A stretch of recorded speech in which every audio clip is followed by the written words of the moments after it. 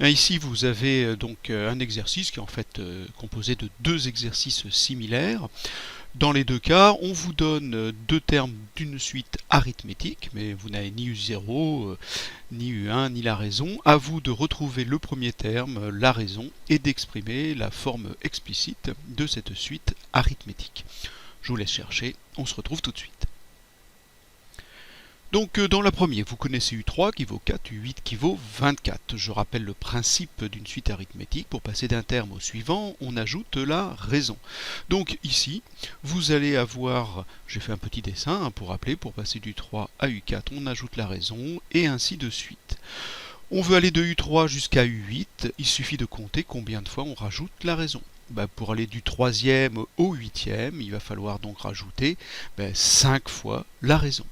On traduit ceci par U8 va être égal à U3 plus, et au lieu d'écrire plus la raison, plus la raison, plus la raison, etc., vous écrivez plus 5 fois la raison.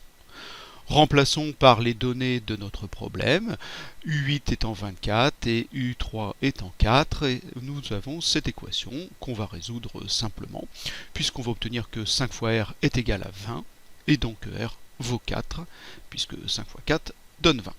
On a donc maintenant la raison, il nous manque le premier terme. Il y a plusieurs méthodes pour y arriver.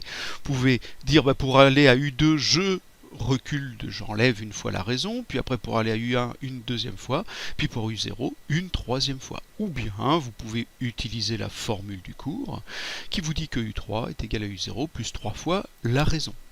En remplaçant par les données de notre problème, on va pouvoir calculer, puisque à partir de cette formule, vous pouvez en déduire U0, ce que l'on cherche, c'est U3 moins 3 fois R, c'est-à-dire 4, puisque U3 vaut 4, moins 3 fois la raison qu'on a calculée, qui vaut 4 également.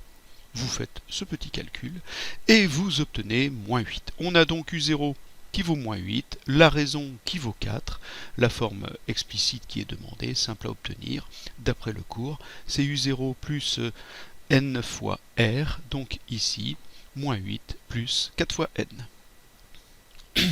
Pour le deuxième, c'est le même principe. La question, c'est comment aller de U5 à U9. Il y a 4 unités de différence entre 5 et 9, donc il faudra ajouter 4 fois la raison. On remplace par les données du problème, nous avons ceci. Donc on va avoir 41 moins 47, ce qui fait moins 6, c'est égal à 4R, où 4R égale moins 6, et donc R vaut moins 6 quart, ou moins 3 demi, ou moins 1,5. Pour ensuite obtenir U0, vous pouvez soit partir de U5 et revenir en soustrayant la raison pour aller à U0, en soustrayant 5 fois la raison, ou bien vous utilisez la formule qui nous dit que U5 est égal à U0 plus 5 fois R.